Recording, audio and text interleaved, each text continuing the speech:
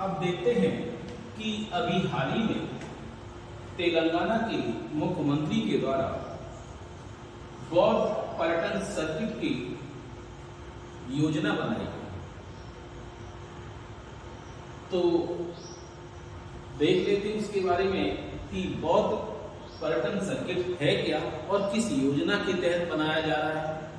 ठीक, तो तेलंगाना के जो मुख्यमंत्री है रेवंत रेड्डी, उन्होंने बौद्ध पर्यटन सर्किट को स्वदेश दर्शन योजना के तहत, स्वदेश दर्शन 2.0 के तहत बनाया है। और इस योजना के तहत बौद्ध पर्यटन सर्किट के तहत इन्होंने अंतरराष्ट्रीय बुद्ध संग्रहालय की स्थापना और हुसैन सागर में बुद्ध की मूर्ति या बुद्ध की प्रतिमा को स्थापित करने की योजना बनाई है। और साथ ही साथ इनको या इन संग्रहालय और इस प्रतिमा से या हुसैन सागर से कुछ ऐतिहासिक बौद्ध नगरों से जोड़ने की योजना भी है। वो कौन कौन से नगर हैं? फड़ीगिरी या और नेलाकोंडापल्ली, इन बौद्ध ऐतिहासिक नगरों से इसकी जोड़ने की योजना है।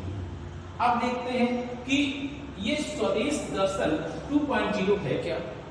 सबसे पहले देखिए, ये उसका दूसरा वर्जन है। इसका पहला वर्जन जो है स्वदेश दर्शन योजना है और इसकी शुरुआत जो है 2014-15 में पर्यटन एवं संस्कृति मंत्रालय भारत सरकार के द्वारा की गई थी।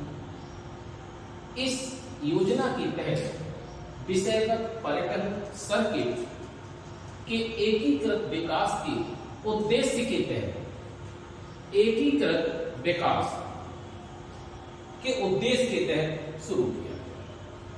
अब देखिए, ये इसके तहत कुछ थीम आधारित पर्यटन योजनाओं के विकास की बात की गई थी। थीम आधारित पर्यटन योजनाओं की बात की गई। और कितनी थीम आधारित हैं? 15, कुल 15 सर्किट हैं ऐसे जिनके विकास की बात की। ठीक, तो इनके विकास की बात की गई है। तो अब ये भी जान ले कि ये थीम कौन सी है।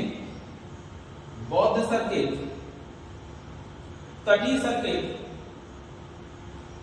रेगिस्तान circuit, eco circuit, heritage circuit, Himalayan circuit, Krishna circuit, उत्तर पूर्व सर्किट, रामायण सर्किट, ग्रामीण सर्किट, आध्यात्मिक सर्किट, सूफी सर्किट, तीर्थंकर सर्किट, जनजाति सर्किट और वन्य जीव सर्किट। इसमें आप जान ही रहे हैं कि रामायण सर्किट यूपी में चल ही रहा है और कृष्ण सर्किट की भी बात की जा रही है। अब ये बौद्ध सर्किट भी चर्चा में आ चुका है और भी कई सर्किट बनाए जा चुके हैं। हिमालयन सर्किट भी चल रहा है। तो अब आखिरकार दिमाग में ये भी बात आनी चाहिए कि क्या इस स्वदेश दर्शन योजना को कहां पर सबसे पहले उद्घाटित किया गया, कब उद्घाटित किया गया। तो ये भी जान लें कि इस स्वदेश दर्शन योजना का सबसे पहले उद्घाटन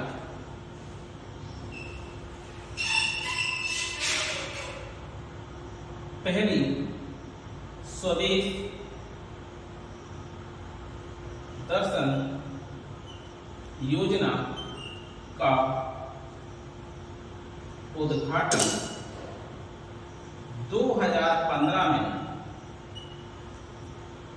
सिक्किम में किया गया।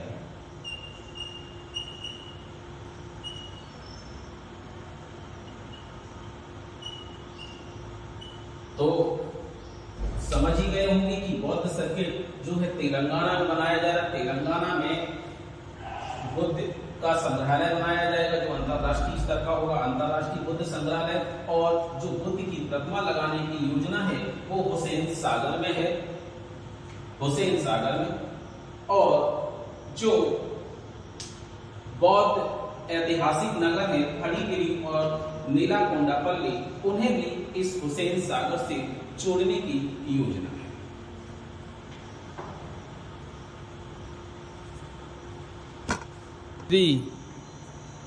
अब देखिए, एक चैंपियनशिप है जिसका अभी आयोजित करने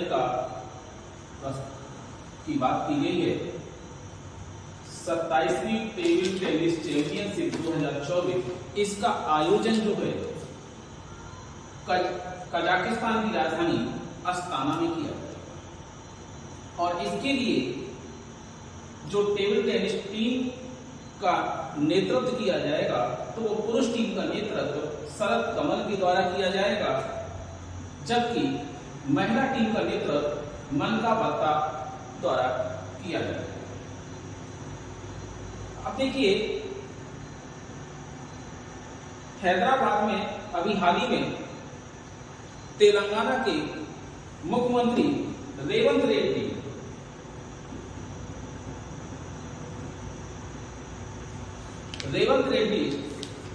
के द्वारा इंटरकॉन्टिनेंटल फुटबॉल कप टूर्नामेंट का उद्घाटन किया गया है।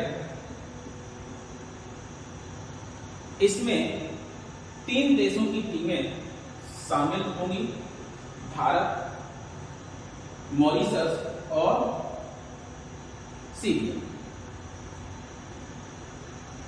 अब देखिए, एक कप है डूरंड कप, यह फुटबॉल से संबंधित है और ये एशिया का सबसे पुराना फुटबॉल कप है। ये एशिया का सबसे पुराना फुटबॉल कप। ये अक्सर पूछा जाता है, तो जान लें कि ये विजेता उपविजेता कौन है। नॉर्थ ईस्ट यूनाइटेड विजेता है। वैसे तो पहले तो चल जाता था केवल विजेता पढ़ने से, अब क्या होता है कभी कभी विजेता का नाम दे दिया जाता है और पूछा जाता है इसमें उप विजेता कौन है। तो ये भी जान लें कि विजेता नॉर्थ ईस्ट यूनाइटेड है और उप विजेता मोहन बागान है। इस डूरंड कप में मैन ऑफ द टूर्नामेंट जो है जितिन एस को प्राप्त हुआ है, जबकि गोल्डन बूट 6 गोल मारने की वजह से नूहू सदाकोई को मिला है और इसमें गोल्डन ग्लव गुरमीत सिंह रहे हैं। अब आते हैं हिमाचल प्रदेश में अभी हाल ही में दल बदल विरोधी संबंधी एक कानून पारित किया गया, क्योंकि अक्सर आए दिन यह समस्या रहती है कि कुछ नेता जो होते एक पार्टी से जीतते हैं तुरंत ही दूसरी पार्टी में चले जाते हैं और उनको कोई भी दंड का प्रावधान नहीं। तो अब कैसे उनको एक पार्टी से दूसरे पार्टी में जाने से रोका जाए, हतोत्साहित किया जाए और जिस पार्टी से जीते हैं उस पार्टी को मजबूत किया जाए, इसके लिए और मतदाता जो है मतदाताओं को भी कम से कम इतना रहे कि उन्होंने जिस उम्मीद से वोट दिया था उन्हें भी रहे कि हाँ उन्होंने जो वोट दिया था वो गलत दिशा में नहीं। अब देखिए, हिमाचल प्रदेश ने इस प्रकार का विधेयक पारित कर दिया है। तो अब आते हैं कि हिमाचल प्रदेश में मुख्यमंत्री कौन है, तो सुखविंदर सिंह सुक्खू। इस बिल में क्या हुआ है, इस विधेयक में क्या है, विधायकों को दल बदल का दोषी पाए जाने पर उनकी पेंशन रोकने का प्रावधान किया है कि पेंशन रोक दी जाएगी। अब पेंशन रोकने की वजह से वो क्या है, दल बदल करने के लिए हतोत्साहित हो गए। और ये भी जानने की इससे पहले 1985 में दल बदल विरोधी कानून केंद्र में पारित किया गया था और 52वें संविधान संशोधन की द्वारा ही इसे संविधान की एक नई अनुसूची जोड़ी गई थी, जो थी 10वीं अनुसूची, जो दल बदल विरोधी संबंधी अनुसूची के नाम से भी जानी जाती है। अब देखिए, राज्य है पंजाब। पंजाब में मान सरकार है, तो मान जी ने क्या किया है कि वहां पर अवैध कॉलोनियों के प्रसार को नियंत्रित करने के लिए एक विधेयक पारित किया है और उन्होंने कहा है कि जिन लोगों ने 31 जुलाई 2024 से पहले जो भी प्लॉटिंग हुई है उसमें प्लॉट खरीदा है तो और उन्होंने अग्रिम धनराशि उसके लिए दे दी है तो अब वो क्या है, अगर उसका नाम अपने नाम अगर रजिस्ट्री करवाना चाहते हैं तो कोई भी एनओसी की जरूरत नहीं होगी अभी, लेकिन इसके बाद अगर कोई खरीदेंगे तो उसके लिए एनओसी की जरूरत पड़ेगी। तो यानी कि अनापत्ति प्रमाण पत्र की अभी तक जरूरी नहीं है और उन्हें यह नवंबर तक करवा लेना चाहिए। अब यह अगर कोई भी प्लॉट अगर बेचता है इसके बाद और कानून का पालन नहीं करता है तो उसके लिए सजा का प्रावधान किया गया इसमें कि अगर कोई व्यक्ति कानून का उल्लंघन करता है तो उसे आज 5 सितंबर का करंट देखते हैं। उस करंट को देखने से पहले कुछ चीजें और जान लें कि पिछला अगर रिवाइज करते रहेंगे तो आगे भी देखने में अच्छा लगेगा और साथ ही साथ लोड भी नहीं आएगा। इसलिए आप लोग डेली का डेली क्लास को देखते रहें, उसे नोट करते रहें। जहां भी अगर समस्या आती है कोई तो कमेंट के द्वारा हमें बता सकते हैं या फिर कोई समस्या हमारी तरफ से आ रही है तो कमेंट के द्वारा हमें सुझाव दे सकते हैं कि भाई आपकी ओर से ये समस्या है। और हाँ कि जो भी टॉपिक पढ़ा रहे हैं इससे संबंधित अभी बहुविकल्पी क्वेश्चन के रूप में आपके सामने क्वेश्चन नहीं दिए जा रहे, लेकिन आगे जल्द ही ये भी किया जाएगा क्योंकि उसके लिए पर्याप्त मैटर भी पढ़ा दिया गया हो, तब तो विकल्पी सही रहते हैं। तो जान लेते हैं।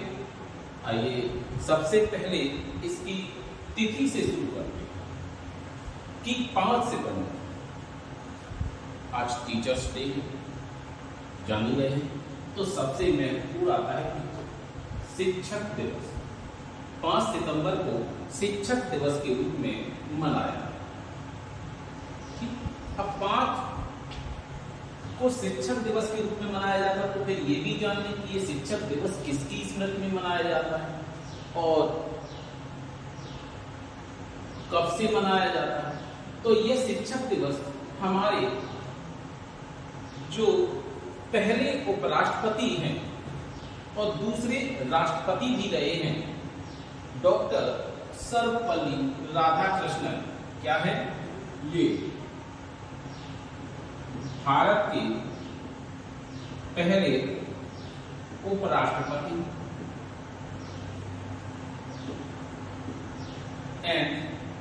और भारत के दूसरे राष्ट्रपति। ये कब से कब तक रहे हैं? 1952 से 1957 तक उपराष्ट्रपति रहे और 1957 से 1962 तक यह राष्ट्रपति के पद पर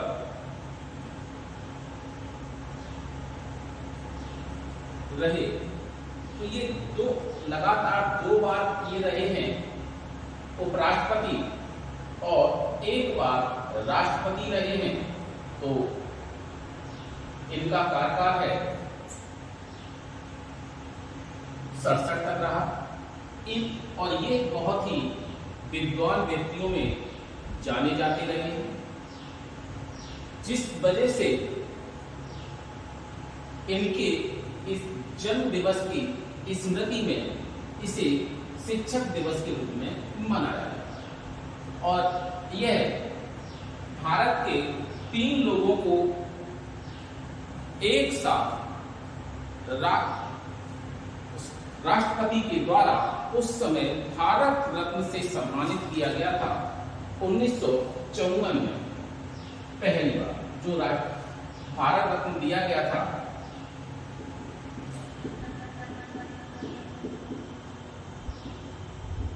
इससे इन्हें सम्मानित भी किया जा चुका है। आप आते हैं कि आखिरकार ये दिवस, शिक्षक दिवस पहली बार कब मनाया है? पहली बार, पहला 1962 में ये मनाया गया। पहला शिक्षक दिवस 1962 में मनाया गया। किसकी स्मृति में मनाया गया? हमारे पहले उपराष्ट्रपति और दूसरे राष्ट्रपति जो कि डॉक्टर सर्वपल्ली राधाकृष्णन जी थे, उनकी स्मृति में मनाया जाता है। इन्हें भारत रत्न से भी सम्मानित किया जा चुका है और इनका जन्म 1888 में तिरुपति में हुआ था, जो कि वर्तमान में तमिलनाडु में स्थित है। अब जानते हैं कि एक दिवस और है जो इसी दिन मनाया जाता है, international day of charity. International day of charity यानी कि अंतरराष्ट्रीय दान दिवस। ये किसकी स्मृति में मनाया जाता है? क्योंकि मदर टेरेसा, जिन्हें भारत की नागरिकता प्राप्त हो गई थी 1948 में, ये 1928 में भारत आई थी और इन्होंने यहाँ पर आकर के गरीब और असहाय लोगों के लिए एक संस्था मिशनरी ऑफ चैरिटी को कलकत्ता में 1950 में खोला था और उनके लिए उनकी सेवा इन्होंने अपना समस्त जीवन न्यौछावर कर दिया। तो इन्हीं के निधन के कारण इस दिवस को अंतरराष्ट्रीय दान दिवस के रूप में मनाया जाता है। तो ये भी जान ले कि इन्हें भी नोबेल शांति पुरस्कार मिल चुका है। अब देखिए, कुछ नियुक्तियां हुई हैं भारत में, जैसे कि राहुल द्रविड़, इन्हें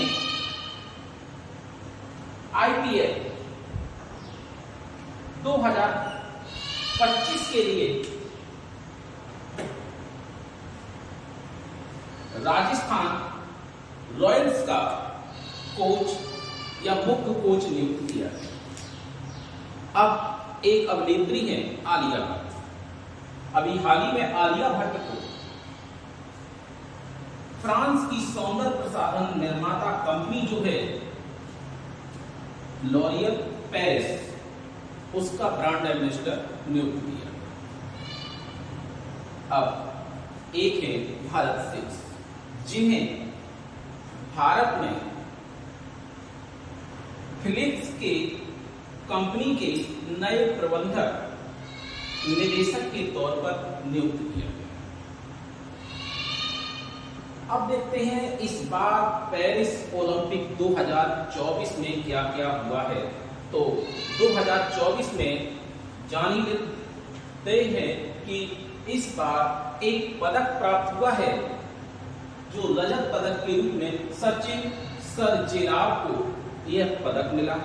किस स्पर्धा में मिला है?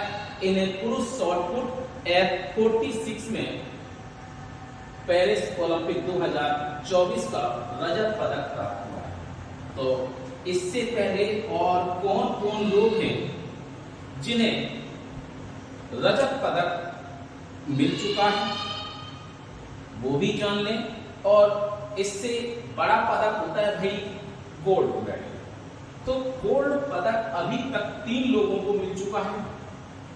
तो अवनी लेखा, सुमित अंतिम और नीतीश कुमार। इसमें से ये भी जान लें कि जो नोबेल क्या कहते हैं, जो स्वर्ण पदक मिला है पैरा ओलंपिक में, इसमें से नीतीश कुमार का यह पहला स्वर्ण था, जबकि अवनी लेखा और सुमित अंतिम का यह दूसरा स्वर्ण पदक है, क्योंकि इन्होंने पिछले ओलंपिक टोक्यो ओलंपिक में भी एक बार स्वर्ण पदक प्राप्त किया है।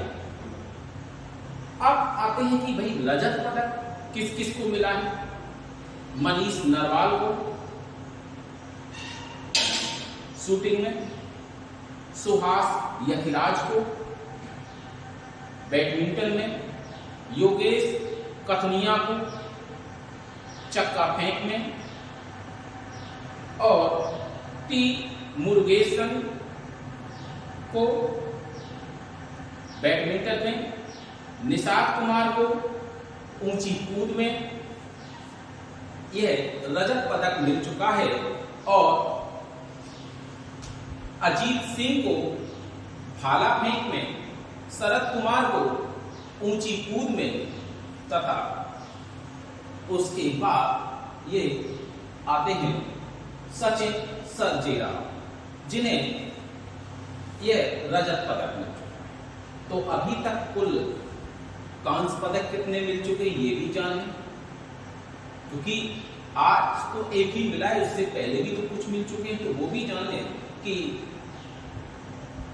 मोना अग्रवाल ये बहुत चर्चा में रही, रुबीना फ्रांसिस ये भी चर्चा में रही हैं।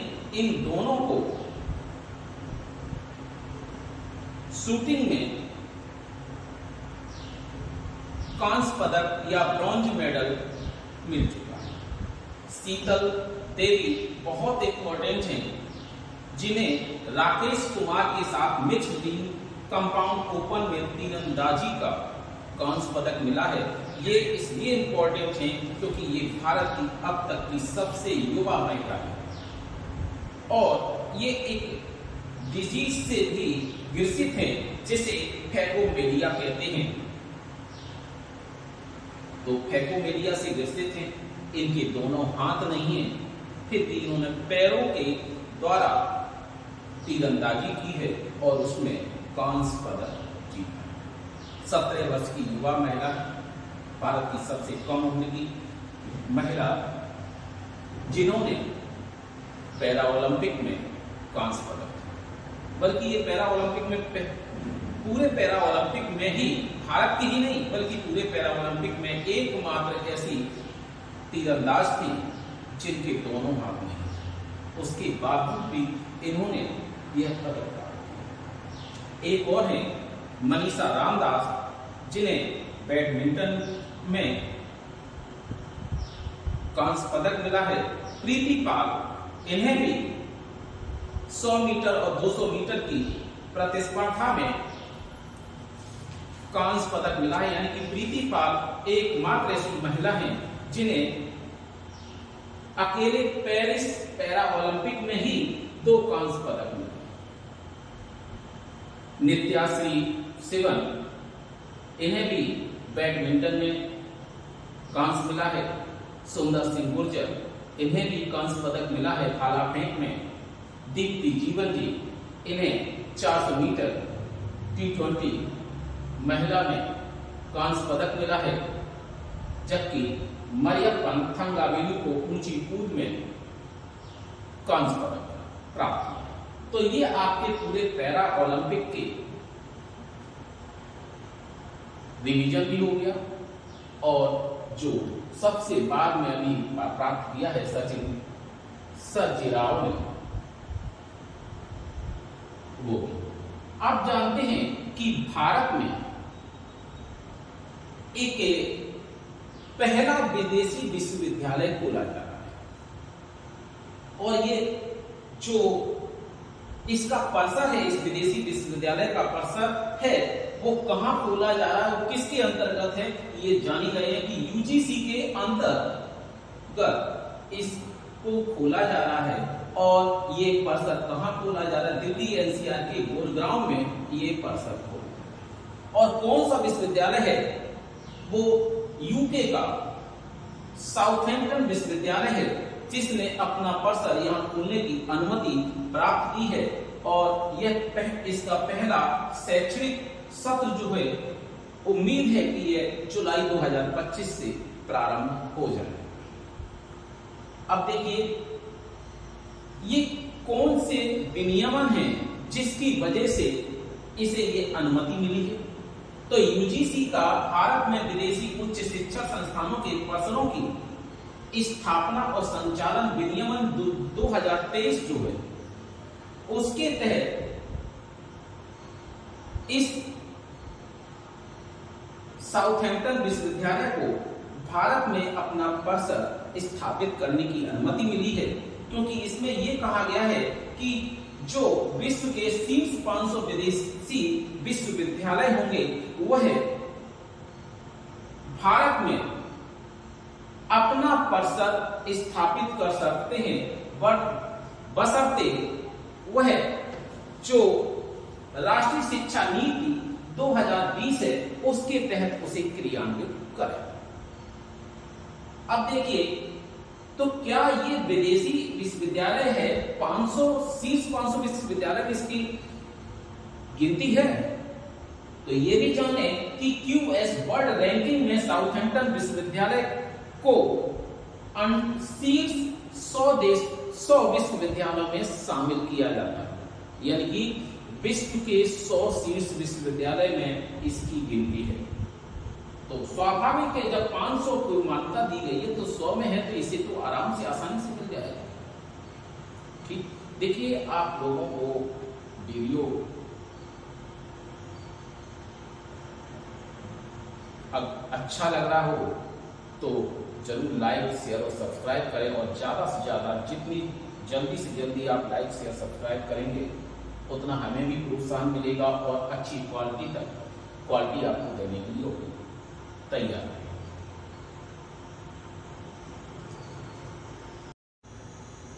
क्वेश्चन, तो हाँ, इसमें एक और समस्या आती है। समस्या ये आती है कि आखिरकार अगर पूछा जाए उच्च मृत्यु दर तो है कि इसके लक्षण क्या है। आजकल बीमारियों के लक्षण पूछ लिए जाते हैं। जो लक्षण है वो बुखार सबसे बड़ा लक्षण है, इसीलिए इसे चूहा बुखार भी कहा जाता है। और मांसपेशियों में दर्द, माइलैरिया या मांसपेशियों में दर्द, ये मांसपेशियों में दर्द होता है इसमें। और सिर दर्द होगा, ये इसके लक्षण हैं। क्या सिर दर्द है, बुखार है और माइलैरिया यानी कि मांसपेशियों में दर्द इसके मुख्य लक्षण हैं। अब देखिए एक और है, अभी एक अंतरराष्ट्रीय हवाई अड्डा जो मोदी जी के द्वारा 21 जून 2023 को उद्घाटित किया गया था। 21 जून 2023 को मोदी जी ने, सम्मान के साथ लिखना चाहिए, हाँ, मोदी जी ने इसका उद्घाटन किया था। उससे पहली अंतरराष्ट्रीय हवाई उड़ान निश्चित की गई है और वह कुआलालंपुर में जाएगा। यह उड़ान जो है भारत से कुआलालंपुर में के लिए उड़ान भरी जाएगी। तो वीर सावरकर अंतरराष्ट्रीय हवाई अड्डे से पहली उड़ान कहां के लिए भरी जाएगी? कुआलालंपुर के लिए। अब देखिए आप लोग को वीडियो काफी बड़ी मात्रा में मिलने लगे हैं, अब ये लगभग डेली रहेंगे, तो आप लोग कृपया करके वीडियो को लाइक शेयर और सब्सक्राइब जरूर करें।